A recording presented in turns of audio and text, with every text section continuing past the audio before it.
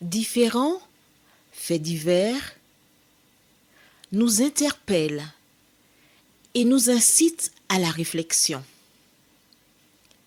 Ils annoncent un événement imminent et d'une grande importance. Mais comment l'analyser? En écoutant Jean-Claude qui, à la lumière de la Bible, t'accompagnera et te permettra d'être prête, d'être prêt pour le retour de Jésus. Note que les éditions spéciales sont disponibles sur YouTube. Quelle est la réponse 2? Le 2, c'est le chiffre. Je te salue fraternellement en Jésus-Christ, le Sauveur du monde. C'est Jean-Claude qui partage avec toi cette nouvelle série qui s'intitule Découvrir la vérité. Marco et Jean-Claude sommes très heureux à nouveau de te retrouver, car nous prenons un immense plaisir, je t'assure,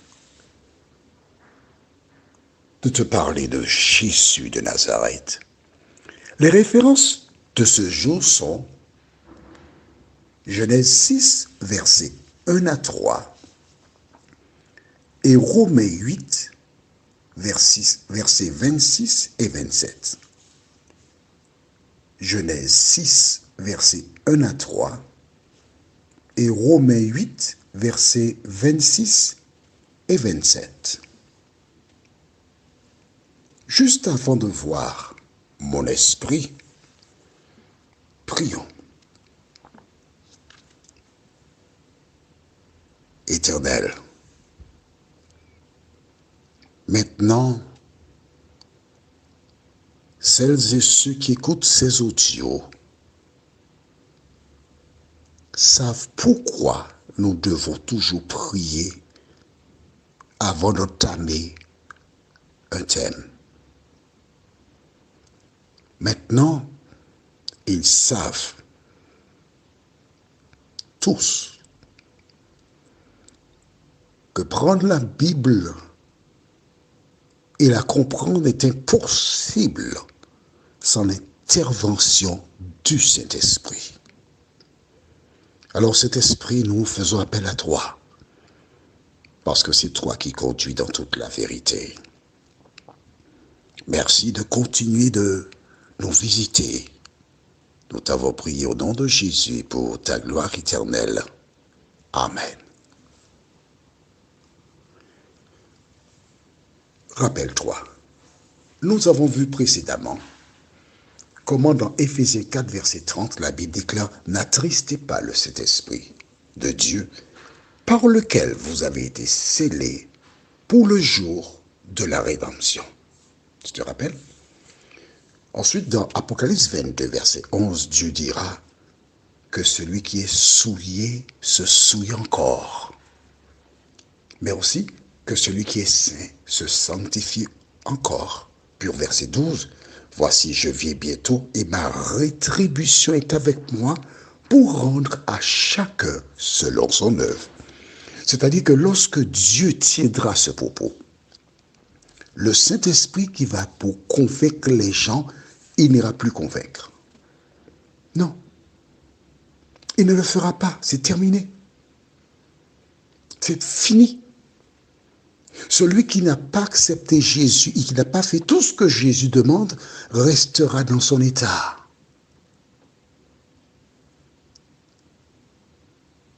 Il ne peut pas changer. Pourquoi? Parce que c'est le Saint-Esprit qui change et qui scelle les jours, les personnes.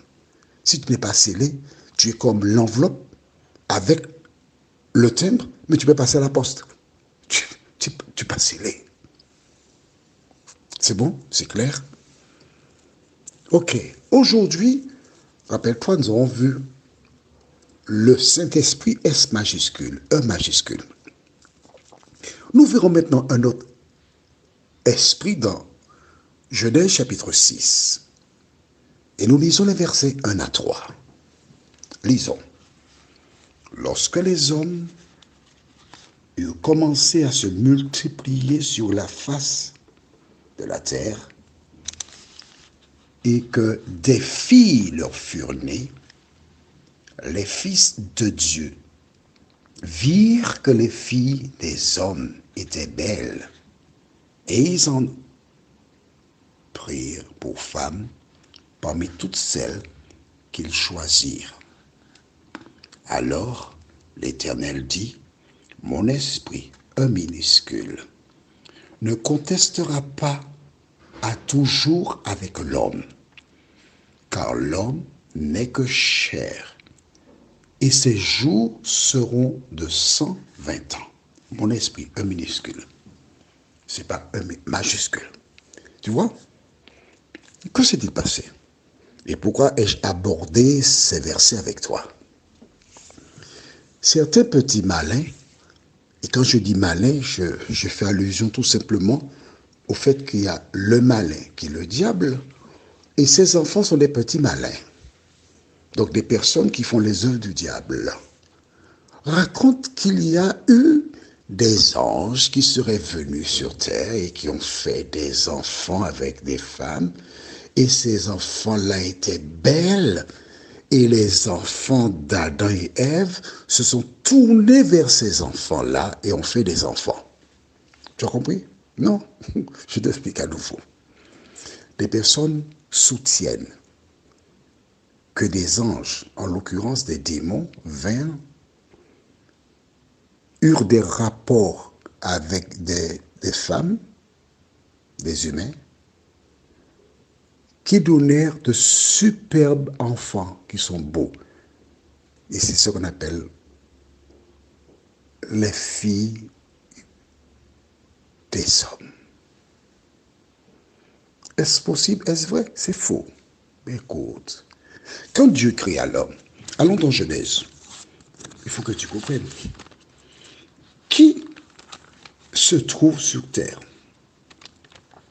Qui remplit la terre? Dis-moi. Ok? Dieu avait donné un ordre à l'homme. Qu'est-ce qu'il avait dit à l'homme? J'attends ta réponse. C'est trop simple. Je ne peux pas tout te dire. Écoute, c'est trop simple ça. Dieu avait dit à l'homme en le créant quoi? Dis-moi. Allons, on va le lire parce que certains sont encore à la traîne là. Genèse 1, verset 27. Dieu créa l'homme à son image. Il le créa à l'image de Dieu. Il créa l'homme et la femme. Dieu les bénit et Dieu leur dit, verset 28, soyez féconds, multipliez, remplissez la terre et la sujettissez, et dominez sur les poissons de la mer, sur les oiseaux du ciel, et sur tout animal qui se meut sur la terre. D'accord? Qui a peuplé la terre? Des humains, descendants d'Adam et Ève. Est-ce que c'est clair pour toi? Oui, mais tu as lu, je sais, tu as lu dans Genèse 6. Oui, on va relire ça, tu veux dire, pas de problème. Hein? Ok, on relit à partir du verset 1 et 2. Lorsque les hommes eurent commencé à se multiplier sur la face de la terre, et que des filles leur furent nées, les fils de Dieu. Donc, on sous-entend, ce sont des anges. Virent que les filles des hommes étaient belles, et ils en prirent pour femmes parmi toutes celles qu'ils choisirent. Qui sont les fils de Dieu? Nous avons déjà vu, rappelle-toi, que ceux qui font la volonté de Dieu sont fils de Dieu. Ok, d'accord, très bien. Tu as oublié ça déjà aussi? Maman, qu'est-ce que je ferai avec toi? Allons dans la Bible au livre de 1 Jean, chapitre 3. Je veux que tu comprennes. Je ne veux pas que tu restes dans l'ignorance. 1 Jean, chapitre 3. C'était pas prévu, donc tu comprends? Je t'entends et je ne fais qu'exaucer. 1 Jean, chapitre 3, et nous lisons le verset 2. As-tu trouvé? Bien-aimés, nous sommes maintenant enfants de Dieu, et ce que nous serons n'a pas encore été manifesté. Mais nous savons que lorsque cela sera manifesté, nous serons semblables à lui parce que nous le verrons tel qu'il est. Quiconque a cette espérance en lui se purifie comme lui-même est pur. D'accord? Donc les fils de Dieu sont des personnes qui marchaient selon la parole de Dieu. Ça a toujours été ainsi par le passé. Mais pourquoi nous sommes venus sur cette référence? Ce n'est pas seulement pour te dire que tous les humains depuis Adam et Ève, ce sont des descendants de ces derniers. Il n'y a pas eu des anges qui sont venus faire des enfants avec des humains. Du reste, les anges n'ont pas la même composition que les humains. Donc, ils ne peuvent pas faire des enfants avec les humains. D'accord? Les humains sont spéciaux. Pourquoi ai-je vu ça avec toi? C'est pour te montrer qu'il y a esprit, un minuscule. Donc là, esprit, c'est autre chose. Nous pouvons dire que esprit, dans ce cadre-là, ça peut être la force agissante de Dieu. Mais quand il s'agit du Saint-Esprit, c'est autre chose. Quelle est la différence? Allons dans Romains chapitre 8. Romains chapitre 8, et nous lirons les versets 26 et 27. De même aussi, l'esprit, là c'est un E majuscule. Un E. C'est pourquoi je te dis qu'il faut avoir la Bible pour lire en même temps que moi. De même aussi, l'esprit nous aide dans notre faiblesse, car nous ne savons pas ce qu'il nous convient de demander dans nos prières. Mais l'esprit lui-même, E majuscule, intercède par des soupirs inexprimables. Et celui, donc cet esprit, qui sonde les cœurs, connaît quelle est la pensée de l'esprit. Parce que c'est selon Dieu qu'il intercède en faveur des saints. Attention. Le Saint-Esprit intercède en faveur des saints. Quand tu dis quelque chose dans ta prière, tu dis une chose, tu parles, mais tu ne sais pas ce qu'il faut demander. Et c'est lui, l'Esprit, qui nous aide dans notre faiblesse. C'est lui qui connaît nos véritables besoins, qui intervient auprès de Dieu afin qu'il nous vienne en aide. Est-ce que c'est clair pour toi? Sauf que si tu ne crois pas que le Saint-Esprit est Dieu, sauf que si tu refuses de l'accepter, que se passe-t-il? C'est mort pour toi. C'est mort. Comment peut-il intercéder pour toi? Même la prière que je fais avant de débuter l'étude, c'est le Saint-Esprit qui fait le nécessaire pour qu'elle arrive convenablement. La prière que je ferai là dans un instant, c'est encore le même Saint-Esprit. Prions. Éternel, je ne sais pas quoi te demander. Je ne m'appuie pas sur ce que j'ai dans le cerveau, parce que je ne suis rien. Mais toi, tu sais ce qui est nécessaire.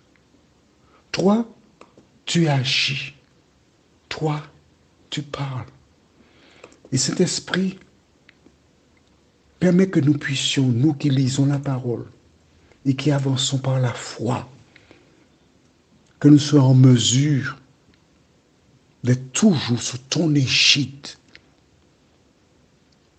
Continue de nous faire du bien. Au nom de Jésus, pour ta gloire éternelle. Amen. Que l'Éternel continue de te bénir. Nos références pour demain, ce sera, si Dieu nous accorde la vie, Genèse 6, versets 5 à 7. Genèse 6, versets 5 à 7. En attendant, que Dieu continue de te bénir.